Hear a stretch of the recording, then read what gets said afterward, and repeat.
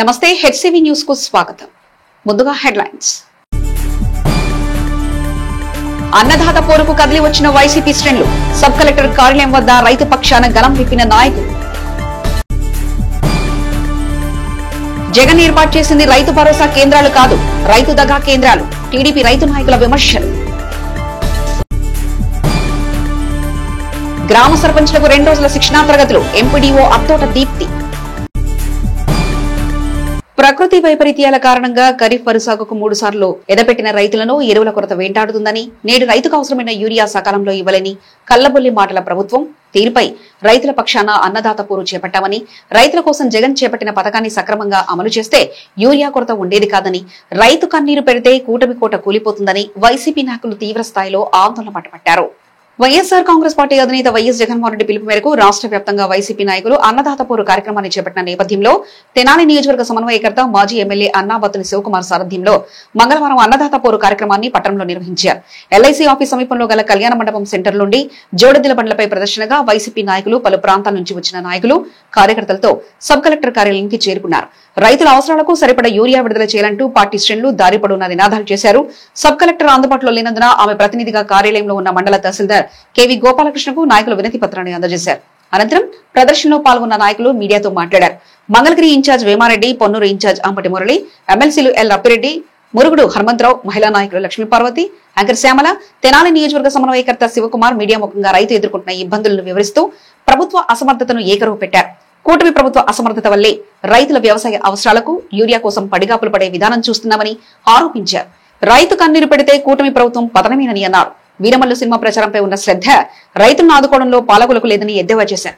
జగన్ ముఖ్యమంత్రిగా ఉన్న 5 ఏళ్ల పాలనలో రైతుకు అడ్రస్ ఏర్పాటు చేసి వారి వ్యవసాయ అవసరాలు సకాలంలో తీర్చారని, ఆర్బీకే కేంద్రాలకు జగన్ అమలు చేసిన విధానాన్ని కూటమి ప్రభుత్వం కొనసాగించినా ఈరోజు రైతులు యూరియా కోసం రోడ్డెక్కాల్సిన పరిస్థితి ఏర్పడింది కాదని అన్నారు. రైతుకు తక్షణమే అవసరమైన యూరియా, ఇతర రసాయనిక ఎరువులు అందుబాటులోకి తేవాలని డిమాండ్ చేశారు. కార్యక్రమంలో మున్సిపల్ చైర్పర్సన్ తాడిబైన రాధిక, నియోజకవర్గ మహిళా విభాగం అధ్యక్షురాలు కొర్రా యశోద, మండల పార్టీ అధ్యక్షులు చెన్నుబైన శ్రీనివాసరావు, పట్టణ పార్టీ అధ్యక్షులు దేశ శ్రీనివాసరావు, నియోజకవర్గ పార్టీలోని వివిధ విభాగాల ప్రతినిధులు, పార్టీ నాయకులు, కార్యకర్తలు పాల్గొన్నారు.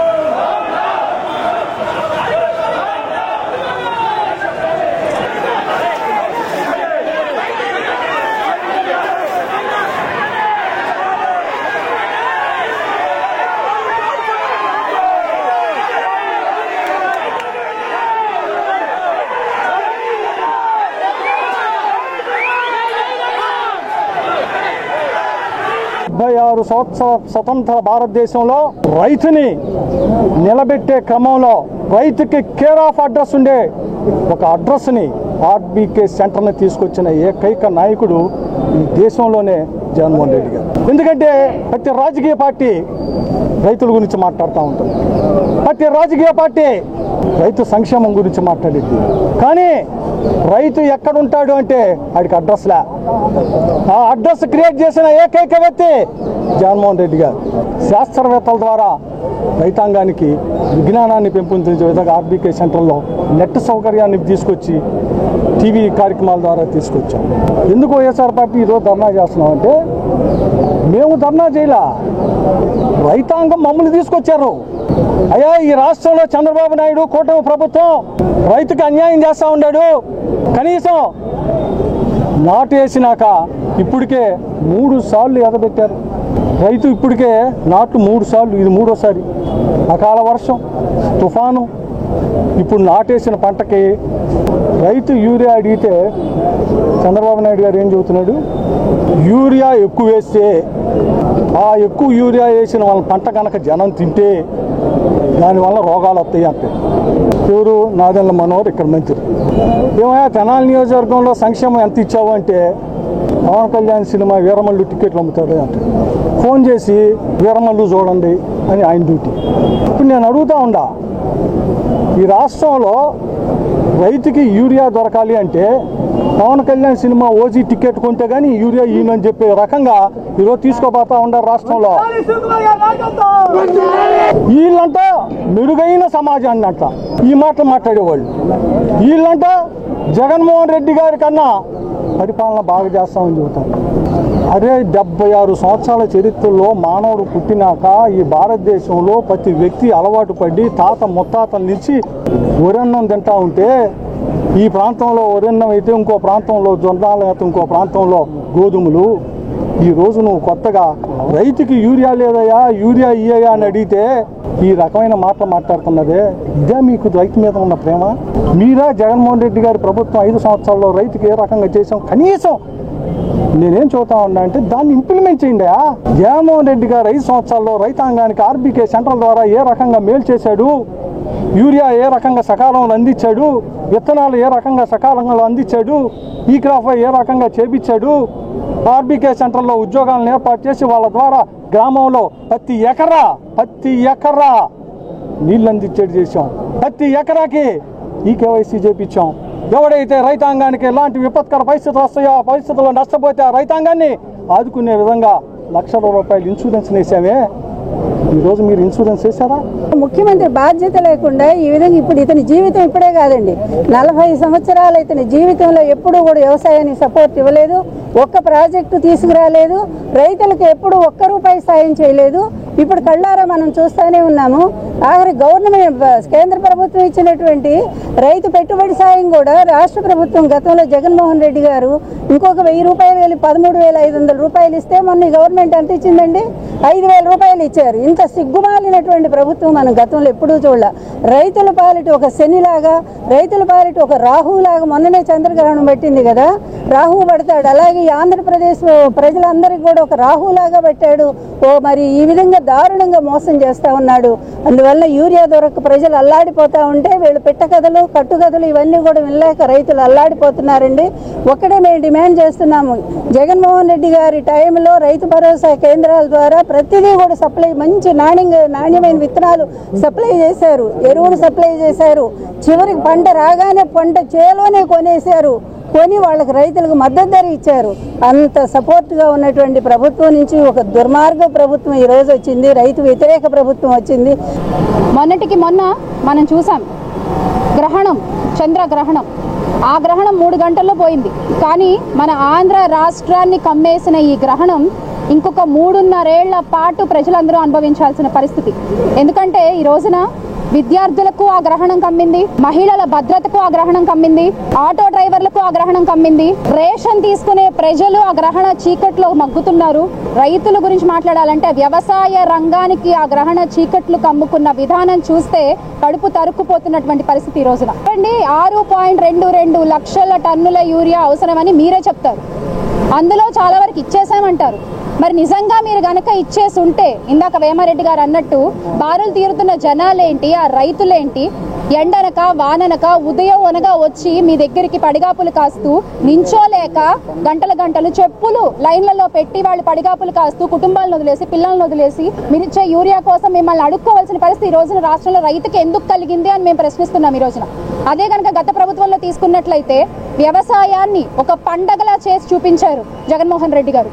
గతంలో కూడా ఎప్పుడు చంద్రబాబు నాయుడు గారు అధికారంలోకి వచ్చినా కూడా వ్యవసాయ రంగాన్ని నిర్వీర్యం చేస్తూనే ఉన్నారు. అప్పట్లో వైఎస్ఆర్ గారు రైతుల కోసం ఉచిత కరెంటు అని అనౌన్స్ చేస్తే కరెంటు తీగల మీద బట్టలు ఆరేసుకోవాలా అంటూ ఎద్దేవా చేశారు. ఆ రోజున జలయజ్ఞం అంటూ మొదలు పెడితే ధనయజ్ఞం చేస్తున్నారు అంటూ పచ్చ మీడియా ద్వారా ఆరోపణలు చేశారు. ఈ రోజు జగన్మోహన్ రెడ్డి గారు రైతుల కోసం నించుంటే ఈ రోజు ఉదయము మన పొన్నూరు నియోజకవర్గ ఇన్ఛార్జ్ అంబటి మురళి గారికి కానీ లేకపోతే మన తెనాలి అన్నాబతుల శివన్న కానీ మన పోలీసులు వచ్చి నోటీసులు ఇచ్చినటువంటి పరిస్థితి.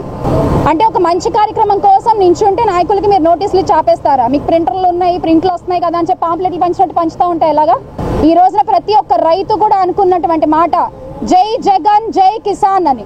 రైతు అవమానించబడ్డాడో, మనకు భూమి పెట్టేవాడు, ఎక్కడైతే రైతు కళ్ళంట నీళ్ళు వచ్చినాయో ఆ రాష్ట్రం సుభిక్షంగా ఉండదు. ఇది శాపం. రాబోయే రోజుల్లో అంతకు ముందు తరాలు కూడా మీరు చేసుకోండి. రైతును కష్టపెట్టిన ఏ నాయకుడు కూడా మళ్ళా రెండోసారి వచ్చిన బాబుతా లేదు. బాబు గారు ఒక్కసారి ఆలోచించండి. యూరియా ఇచ్చామంటున్నారు, రైట్, ఇవాళ ఆ బారులు తీరని జనం ఏంటి? ఇవాళకి కూడా ఉన్నాయి. మీరు చూడండి, ఇవాళ యూరియా సరఫరా రైతులకు చేయండి. ఒక రైతులకి యూరియాతో పాటు సరైన ధరలు లేక మీరు ఎక్కిన దగ్గర నుంచి కూడా అతివృష్టి అనావృష్టి, రైతు నడ్డి విరిగిపోయింది.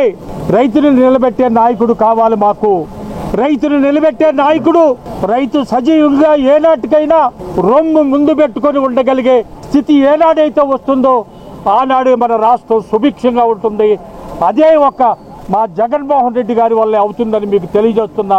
జగన్మోహన్ రెడ్డి గారు రాష్ట్రంలో రైతులు పడుతున్నటువంటి సాధక బాధకాలు దృష్టిలో పెట్టుకొని ఈ రోజున రాష్ట్ర వ్యాప్తంగా ఆర్డీఓ కార్యాలయాల వద్ద యూరియా కోసం వినతి పత్రాలు ఇచ్చి నిరసన తెలియజేయమని పిలుపునివ్వడం జరిగింది. ఆ ప్రకారంగా ఈరోజు తెనాలి ఆర్డీఓ కార్యాలయంలో జిల్లా పెద్దలు శాసనమండలి సభ్యులు అప్పిరెడ్డి గారు, హనుమంతరావు గారు, అదేవిధంగా మంగళగిరి, పొన్నూరు, తెనాలి వేమారెడ్డి గారు, అన్నబత్తుని శివ గారు, పొన్నూరు నియోజకవర్గం నుంచి నేను, అదేవిధంగా ప్రత్యేక అతిథులుగా వచ్చినటువంటి లక్ష్మీపార్వతి గారు, అదేవిధంగా శ్యామల గారు, ఎక్కువ మంది నాయకులు వేలాదిగా తరలి వచ్చి ఆర్డీఓ కార్యాలయంలో వినతి పత్రం ఇవ్వడం జరిగింది. ప్రత్యేకంగా పొన్నూరు నియోజకవర్గం నుంచి అదనంగా నేను కొండవీటి వాగు పొంగి గుంటూరు ఛానల్ ఏదైతే గట్టు తెగి 30,000 ఎకరాలు ఏదో మునిగిపోయిందో దానికి నారుమడి నిమిత్తం అదనంగా 10,000 ఇవ్వాలని, తక్షణమే బ్లాక్ మార్కెట్ను నివారించి యూరియాను వెంటనే తక్షణ సహాయం చేయాలని డిమాండ్ చేయడం జరిగింది. రైతులు లేకుండా రైతు పౌరు అనే కార్యక్రమం నిర్వహించి ఆ పేరుతోనైనా ప్రజల్లోకి రావచ్చనే అవకాశం కల్పించుకుని ఇస్త్రీ బట్టలు వేసుకుని రోడ్ షో చేయడం సిగ్గుచేటని పట్టణ పార్టీ అధ్యక్షుడు మహమ్మద్ ఖుద్దూస్ ఎద్దేవా చేశారు. మంగళవారం స్థానిక టీడీపీ కార్యాలయంలో ఏర్పాటు చేసిన మీడియా సమావేశం నిర్వహించారు. ఈ సందర్భంగా పట్టణ టీడీపీ అధ్యక్షులు మహమ్మద్ ఖుద్దూస్ మాట్లాడుతూ రైతుల గురించి వైసీపీ నాయకులు మొసలి కన్నీరు కారుస్తున్నారని ఆరోపించారు. గత 5 సంవత్సరాలు రైతులను ఉద్దేశించుంటే ఎన్నికల్లో వైసీపీని బంగాళాఖాతంలోకి కలిపారని ప్రశ్నించారు. రైతులకు అవసరమైన యూరియా అందుబాటులోకి తెస్తున్న తీరును వివరించారు.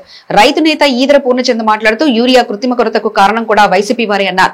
రైతుకు ప్రయోజనకరమైన అన్ని విభాగాలను నిర్వీర్యం చేశారని ఆరోపించారు. రైతుల కష్టాన్ని గుర్తించి పట్టించుకున్న దాఖలాలు లేవని, యూరియా పేరుతో బయటకొచ్చి రైతులను ఉద్ధరించామని చెప్పడం విడ్డూరమని, వైసీపీ పాలనలో రైతులను మోసం చేసిన అంశాలు వివరించారు. రైతు భరోసా కేంద్రం కాదది రైతు దగా కేంద్రమన్నారు. ఈ సమావేశంలో రైతు నాయకులు కేసన కోటేశ్వరరావు, దేవినేని పాములు, తెనాలి పట్టణ తెలుగు రైతు అధ్యక్షులు దేవినేని సురేష్, మంగమూరి హరిబాబు, జొన్నాతల మహేష్, అక్కిశెట్టి వెంకటేశ్వరరావు, మల్లవరపు విజయ్, గుమ్మడి ప్రసాద్, వెల్లంకి సాంబయ్య, పోతురాజు, ఆంజనేయులు, ముల్లపడి వెంకట్, మైలా కోటేశ్వరరావు, జయరాం, జిలాని తదితరులు పాల్గొన్నారు. ఏ ఒక్కడన్నా ఈ రోజు చేసిన రాష్ట్ర వ్యాప్తంగా వీళ్ళు చేసిన నిరసనలో వీళ్ళు చెప్తా ఉన్నారు, నాకేం పని, రైతు గురించి, రైతులు వచ్చి దాన్ని అంటపెట్టుకొని వస్తారని నేను వచ్చానని చెప్పేసి మా ప్రాంత నాయకత్వం చెప్తా ఉన్నారు ఇందాక ప్రెస్లో. మీతో పాటు ఎక్కడన్నా ఒక రైతన్నా ఉన్నాడా? నాకు ఈ నష్టం జరిగింది, కూటమి ప్రభుత్వం వచ్చిన తర్వాత నాకు ఎరువులు అందలేదు, విత్తనాలు అందలేదు, లేకపోతే సాగునీటికి నీరు అందలేదు, లేకపోతే సమస్యలు ఉన్నాయని చెప్పేసి ఎవరన్నా ఒక రైతన్నా రోడ్డు మీదకి వచ్చి ప్రశ్నించిన దాఖలాలు ఈ సంవత్సరం 3 నెలల కాలంలో చంద్రబాబు నాయుడు గారి నాయకత్వంలో కూటమి ప్రభుత్వంలో ఎవరన్నా చూసావా అని చెప్పేసి అడుగుతా ఉన్నా. వీళ్ళ ఉనికి కాపాడుకోవడం కోసం అక్కడెక్కడ పొన్నూరు నియోజకవర్గం అంటే, తెనాలి నియోజకవర్గం అంటే, గ్రామాల నుండి అటు నుండి ఉన్న వాళ్ళందరినీ తీసుకొచ్చి ఫస్ట్ క్లాసు ఆడ మగ తేడా లేకుండా మంచి డ్రెస్సులు గీసులు వేసుకొచ్చి ఇది పట్టుకునేది. ఎందుకు పట్టుకున్నారో తెలీదు, పట్టుకున్న వాళ్ళకి ఎందుకు పట్టుకున్నారో తెలీదు. ఇవాళ మాట్లాడిన పెద్దలు ఎవరైనా కానీ నిజంగా యూరియా పడుతుంది, మీరెవరన్నా మార్కెట్ యార్డ్లకు కానీ మీరు పెట్టిన రైతు భరోసా కేంద్రం, ఇవాళ రైతు సేవా కేంద్రాలుగా పిలువబడిన రైతు సేవా కేంద్రాలకు కానీ మీరు సర్వనాశనం చేసినటువంటి సొసైటీలు కానీ వెళ్ళి అక్కడన్నా యూరియా ఒక్క నాయకుడు అన్నా మీరు వెళ్ళి యూరియా ఉందా లేదా కొడుతుందా అని చెప్పేసి ఎందుకు అడగలా? ముసలి కన్నీరు కారుస్తున్నారు ఈరోజు బయటకు వచ్చి. నీ పెట్టిన ఆర్బీకే సెంటర్లో 10,771 ఆర్బీకే సెంటర్ రాష్ట్ర వ్యాప్తంగా 175 నియోజకవర్గాల్లో పెడితే ఆర్బీకే సెంటర్ ద్వారా ఈ రాష్ట్రంలో నుండి ఎంతమంది రైతాంగాన్ని ఈ క్రాప్ ఎన్రోల్మెంట్ ద్వారా నువ్వు పాస్బుక్ ఇచ్చావు చెప్పు అని చెప్పి సమాధానం అడుగుతా ఉన్నావు. ఈ రాష్ట్రంలో రైతాంగం పేరు మీద కట్టాల్సిందే క్రాప్ ఇన్సూరెన్స్ కూడా ఎగ్గొట్టి చివరికి తెలుగుదేశం పార్టీ ప్రతిపక్షంలో ఉన్నప్పుడు ఆ రోజు అసెంబ్లీలో నిలదీస్తే రాత్రి నువ్వు ఇన్సూరెన్స్ డబ్బులు కట్టిన పరిస్థితి. ఇది రైతుని నువ్వు న్యాయం చేసినట్ట మోసం చేసినట్ట జగన్మోహన్ రెడ్డి నాయకత్వంలో వైఎస్ఆర్ కాంగ్రెస్ పార్టీ అని చెప్పి అడుగుతా ఉన్నాం. ఎంతమంది రైతాంగం చనిపోయారు నీ ప్రభుత్వంలో 5 సంవత్సరాలు? ఆత్మహత్య చేసుకున్న రైతుకి 7 లక్షల రూపాయలు నష్టపరిహారం కట్టిస్తా ఉన్నావు. నీ అధికారంలో ఉన్నప్పుడు ఎన్ని వేల మంది రాష్ట్ర వ్యాప్తంగా రైతులు ఆత్మహత్య చేసుకుంటే ఎక్కడన్నా ఒక్క రైతు కన్నా న్యాయం చేసిన దాఖలాలు ఎక్కడ ఉన్నాయని అడుగుతా ఉన్నాను. అరే పంట పొలాలు కావాల్సినటువంటి కాలువల్లో పూడికి కూడా తీయకుండా పరిపాలన చేసిన ఘనత మీది. ఇరిగేషన్ పట్టించుకోలేదు, డ్రైనేజ్ పట్టించుకోలేదు, అగ్రికల్చర్ పట్టించుకోలేదు. నువ్వు ఎన్ని కుయుక్తులు చేసినా చివరికి నీకు మిగిలింది 11 స్థానాలు. అంటే ప్రజానీకం వైఎస్ఆర్ కాంగ్రెస్ పార్టీని, ఈ బూటక పార్టీని బంగాళాఖాతంలో కలిపేశారనే సంగతి ఇప్పుడు కన్నా గుర్తు చేసుకోండి మగళ్ళారా. అనవసరంగా ఓవరకడ బట్టలు వేసుకొచ్చి రోడ్డు మీదకి వచ్చి రోడ్ షోలు ర్యాలీలు చేస్తే ప్రజలు నమ్మే పరిస్థితి లేదు. అందులో మరీ ముఖ్యంగా రైతాంగాన్ని, ఎందుకంటే ఈ రాష్ట్రంలో వ్యవసాయ ఆధారిత గ్రామాలుగా ఉన్నటువంటి మన ప్రాంతంలో మరి ముఖ్యంగా రైతే రాజుగా చూడాలని ఈ ప్రాంతంలో రైతును మోసం చేసాం, రైతుని అన్యాయం చేద్దాం, తప్పుదా పట్టించే కార్యక్రమం చేస్తే ఉన్న 11 కూడా పోతాయని చెప్పి సందర్భంగా హెచ్చరిస్తా ఉన్నాం. పోలవరం ప్రాజెక్టుని చంద్రబాబు నాయుడు గారు పరుగులు పెట్టిస్తే మీరున్న 5 సంవత్సరాలు దాన్ని ఆపేసి దానికి ఒక పరిగమాలన యాదవ్ని తీసుకొచ్చి ఇరిగేషన్ మినిస్టర్ వేస్తే వాడి క్యూసెక్ అంటే తెలియదు, టీఎంసీ అంటే తెలియదు, అసలు పోలవరమా కాపర్ డ్యామ్ అంటే ఏంటనే పరిస్థితి సిగ్గు ఎగ్గు లేకుండా మీరు మాట్లాడుతూ ఉండి మీ పరిపాలన 5 ఏళ్లలో మీరు పోలవరం ఎంత పర్సెంటేజ్, 1%, 2% చేశారు. ఇవాళకి ఈ ప్రభుత్వం వచ్చిన తర్వాత ఈ 13 నెలల్లో మీకన్నా 10 రెట్లు అదనంగా ఈ 13 నెలల్లోనే చేయగలిగింది. అదేవిధంగా మార్కెట్ యార్డులు నిర్వీర్యం చేశారు. రైతులకి ధర రాకపోతే మార్కెట్ యార్డులో ధాన్యం నిలవబెట్టుకొని రైతు బంధు పథకం కింద దాని మీద 75% మద్దతు ధర మీద 70% లోన్ ఇచ్చి నామమాత్ర వడ్డీతో రైతులకి రేట్ వచ్చిందా కట్టి పెట్టుకొని అమ్ముకునే పరిస్థితి ఉండేది. ఆ రైతు బంధు పథకాన్ని నిర్వీర్యం చేసి 5 సంవత్సరాలు కళ్ళంలోనే ఒడ్డు అటు అమ్ముకునే ధాన్యం కానీ మొక్కజొన్న కానీ జొన్న కానీ అమ్ముకునే పరిస్థితి కల్పించి రైతులను అడ్డు విరిచిన మీరు ఇవాళ రైతుల గురించి మాట్లాడుతున్నారు. రైతులకు ఏదన్నా రోజు కష్టం వస్తే ఏ రోజన్నా మీ ప్రభుత్వంలో మీరు కానీ మీ మంత్రులు కానీ రైతుల దగ్గరికి వచ్చి క్షేత్రస్థాయిలో పొలాల్లో దిగిన దాఖలా ఒక్క ఫోటో చూపించండి. ఆఖరికి నువ్వు రైతులకి వరదల్లో మునిగిపోతే నేషనల్ హైవే మీద డయాస్ కట్టించి నువ్వు కనీసం ఆ డయాస్ మీద నుండి పొలాలు చూసిన ఘనత కూడా నీకే దక్కుద్ది. రైతుల్ని ఏదో ఒక రకంగా మోసం చేసి ఇవాళ మేము బయటకు వద్దామనే ఆలోచనతో బయటకు వచ్చారు. కొంత కొరత ఉన్నమాట వాస్తవం.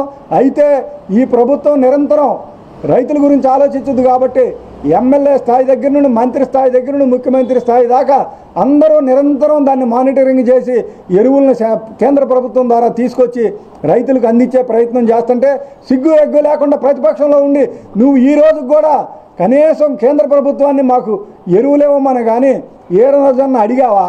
కనీసం అడగకుండా ఈ రోజు వచ్చి నువ్వు రోడ్డు మీద ఇచ్చేస్తావు. మేము ప్రతిపక్షంలో ఉన్నప్పుడు చంద్రబాబు నాయుడు గారు రైతుకి కష్టం వస్తే రోడ్డెక్కేవాడు, కేంద్రానికి వినతి పత్రాలు ఇచ్చి సాధించుకునేవాళ్ళు. మీ ప్రభుత్వంలో కనీసం రైతులకు సంబంధించిన ఏది చేయకుండా ఇవాళ వచ్చి నువ్వు మొసలు కన్నీరు కారుస్తున్నావు. నీకు రైతుల గురించే మాట్లాడే అర్హత లేదు. గ్రామాలలో మౌలిక సదుపాయాల కల్పన దిశగా సర్పంచ్లకు 2 రోజుల శిక్షణా తరగతులు ప్రారంభించినట్లు ఎంపీడీఓ అత్తోట దీప్తి తెలిపారు. స్థానిక కొత్తపేటలోని మండల ప్రజా పరిషత్ కార్యాలయంలో మంగళవారం ఎంపీడీఓ అత్తోట దీప్తి మీడియాతో మాట్లాడుతూ గ్రామ సర్పంచ్లకు నిర్వహిస్తున్న శిక్షణా తరగతుల ఆవశ్యకతను వివరించారు. బుధవారం కూడా శిక్షణా తరగతులు ఉంటాయని, 5 మండలాల సర్పంచ్లకు, ఎంపీటీసీలకు ఈ శిక్షణా తరగతులు ఉంటాయన్నారు. గ్రామాల్లో మౌలిక సదుపాయాలు సక్రమంగా అమలయ్యేందుకు 9 టీంలు ఉంటాయన్నారు. సర్పంచ్లందరూ సద్వినియోగపరచుకోవాలని కోరారు.